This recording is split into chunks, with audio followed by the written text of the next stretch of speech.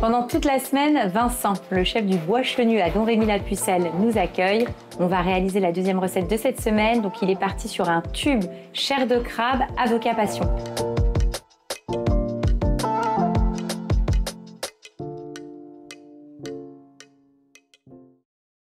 Donc, on commence par quoi, Vincent? On commence par faire la sauce qui va nous aider à faire la liaison de la chair de crabe et le dressage après. D'accord, ça marche. Donc, alors, tu prends du mascarpone. Hop. Ok, donc 2 bonnes cuillères.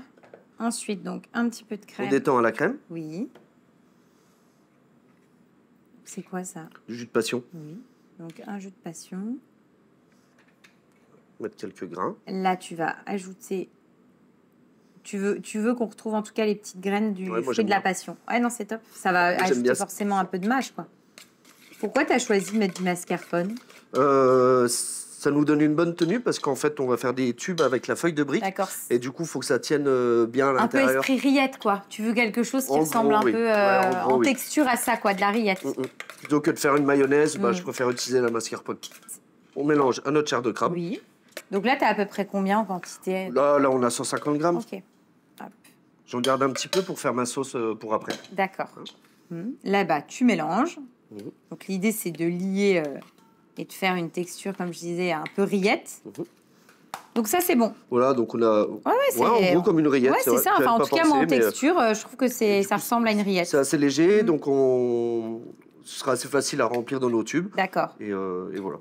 Donc là, comment tu as fait cette... c'est quoi qu'il y a dedans, exactement? De l'avocat. Oui. Donc, là, juste pour montrer. Hein.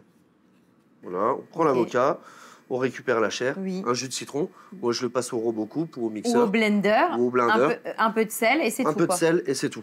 Après, on va faire nos tubes à la feuille de brique. Ça marche. Donc, en gros, c'est les tubes qui vont accueillir la préparation chair de crabe, quoi. La passe là. Donc, tu prends ton petit tube. Je prends juste un autre couteau. Je fais quoi? Je mets un petit peu de... Badigeonne, de beurre. Oh, un petit peu beaucoup. Hein. Donc, on met un petit peu de beurre clarifié. Tu veux que je mette sur les deux faces? Ou une seule? La deuxième, on fera après. D'accord. Et ensuite... Le tube. On serre bien à la base. Donc là, on colle bien sur notre tube. Et après, on roule. Oui, puis en plus, ça colle tout seul. Ah oui. En fait. Et après, hop, tu roules. Hop. Et voilà. Et après, tu remets un petit coup... Légèrement sur le dessus pour avoir une belle brillance à la fin. On pense bien à notre soudure, à bien la mettre en dessous. Ce qu'on appelle la clé, en fait. Ouais, c'est pour... Histoire que ça ne relève pas. Hop. Et donc là, au four... Et là, au four. 160 pendant 8 minutes. Ok. Hop. Voilà. Donc toi, tu en as préparé d'avance? Ah oui. Ça donne quoi? Comme ça, on peut dresser et puis goûter? Ah oui, ça donne ça. Tiens, hop. Donc là, ensuite, tu as mis la chair de crabe, enfin la rillette de crabe en poche pour facilement, finalement, garnir ton tube. Ouais, parce que la cuillère, on risque d'en mettre plus à côté que dedans. Et donc après, hop, tu as juste à remplir ton petit tube. Super. Top. Donc là, on va passer au dressage. Oui, donc tu fais un petit point pour pas que le tube il parte, c'est ça? Tout à fait. Pour le fixer. Ah, génial. Donc là, tu fais des petits points. Et ensuite, ça c'est quoi? D'accord. La petite crème mascarpone qu'on avait gardée. Ah oui. D'accord, donc j'ai juste rajouté un petit peu de purée de passion, histoire de l'avoir un peu plus corsée, plus vive. Et du coup, on s'en sert pour faire la décoration et la sauce en même temps. Oui, puis pour le coup, ça rajoute... déjà, tu as le côté visuel, et puis ça rajoute une petite touche d'acidité dans ta recette, quoi. Qui se marie bien avec l'avocat, quoi.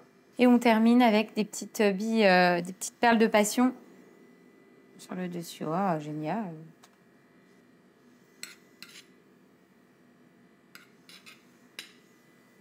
Et voilà. Bah top. Bon, on va goûter. Il faut. Bon, l'avocat et puis la petite Préparation, passion, c'est un condiment, quoi. Ça condimente. C'est important de tout prendre ensemble. Hein. C'est trop bon. C'est trop bon parce qu'en fait... Alors déjà, on a bien le goût du crabe. C'est vrai, hein. Le fait d'avoir ajouté la mascarpone, tu as vraiment ce côté gourmand. Tu sais, ça enrobe, c'est moelleux. Enfin, tu sais, c'est... Ouais, je trouve plus léger que de la mayonnaise. Et bah, effectivement, je trouve que ça sera... Puis la mayonnaise, tu as quand même ce goût de mayonnaise, alors que là, tu l'as pas. Et pour le coup, c'est la passion qui l'emporte. Tu as la petite touche d'acidité, c'est parfait. Et puis c'est vrai qu'avec l'avocat, ça se marie très très bien. On est vraiment sur de la recette, voilà, estivale dès qu'il fait chaud. C'est gourmand, mais en même temps, il y a cette notion de fraîcheur et de légèreté. Donc, ouais, toujours ramener de l'acidité, c'est important et d'avoir un lien dans tout ça. Ouais. Et puis la petite feuille de brique qui apporte le croustillant à la recette. Quoi. On fait quoi ensuite, chef? Juste après, on fait un œuf mollet frit avec une andouille du Val d'Ajol et une chic. Donc rien à voir avec ça. Mais, un peu moins léger. Hein. Un peu moins léger, mais très local. Donc là, 100% local.